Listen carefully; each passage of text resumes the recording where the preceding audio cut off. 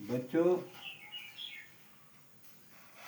आप लोगों का ज्ञानदीप प्लस चैनल में बहुत बहुत स्वागत है। प्रिय बच्चों, हम लोगों ने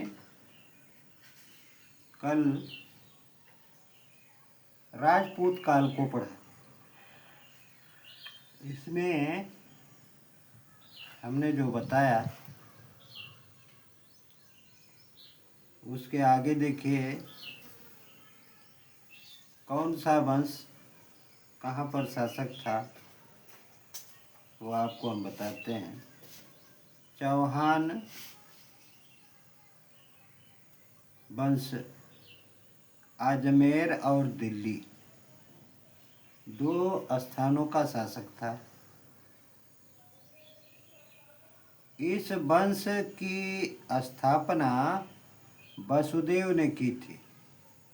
प्रारंभ में ये अजमेर से शासन करते थे, बाद में दिल्ली को इन्होंने अपनी राजधानी बनाया। इसी के साथ दिल्ली भारत में सत्ता का केंद्र बन गई। इस वंश का सबसे प्रतापी राजा पृथ्वीराज चौहान था। पृथ्वीराज तृतीय थे। पृथ्वीराज चौहान ने तराइन के प्रथम युद्ध 1191 ईस्वी में मोहम्मद गोरी को पराजित किया था। अब हम चलते हैं चंदेल वंश की तरफ। चंदेल वंश बुंदेलखंड में शासन था। चंदेल वंश के संस्थापक नन्नुक थे। नन्नुक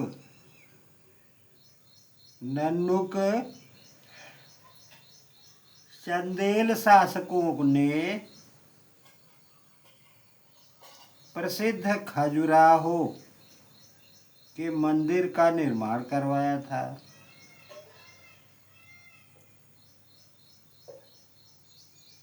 अब हम देखते हैं परमार वंश को। छोटी छोटी रियासतों में बटा हुआ यह भारत देश 7वीं से 11वीं सदी तक के पूरे संदेश। हम देखते हैं परमार वंश, जो मालवा में शासक था। इस वंश की स्थापना उपेंद्र ने मालवा क्षेत्र में की थी। इस वंश के प्रमुख शासक मुंज 993 ईस्वी से 973 ईस्वी से 995 ईस्वी तक तथा राजा भोज 1017 ईस्वी से 1060 ईस्वी तक शासक थे। 1306 ईस्वी में अलाउद्दीन खिलजी ने मालवा को जीत लिया। अब हम लोग यह देखते हैं कि चंदेल वंश का शासक जो था उसमें किन किन लोगों ने चंदेल वंश में शासन किया। यशोवर्धन 925 से 950 ईस्वी तक, यानी 25 वर्ष। और ढंग देवी धाना देवी जो हैं उन्होंने 950 से 1002 तक ईस्वी तक शासन किया था।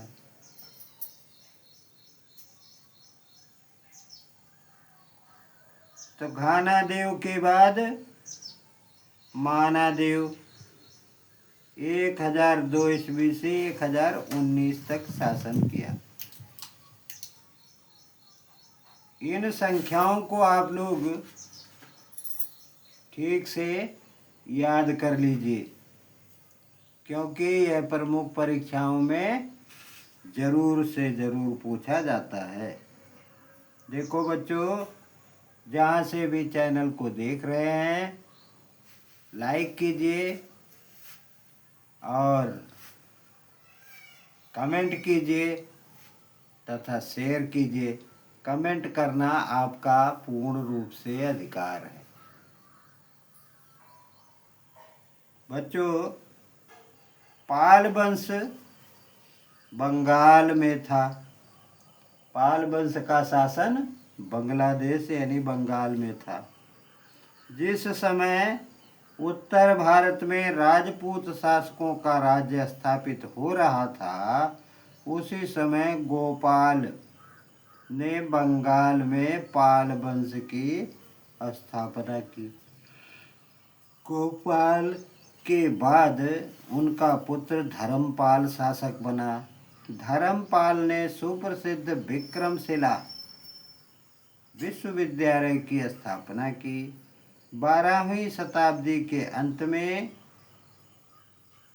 पाल वंश का अंत हो गया और बंगाल में सोना वंश सत्ता में आया। अब हम पाल वंश के शासकों को देखते हैं। पाल वंश में गोपाल 750 ईस्वी से 770 ईस्वी तक, धर्मपाल 770 ईस्वी से 815 ईस्वी तक और महिपाल 988 ईस्वी से 1038 तक।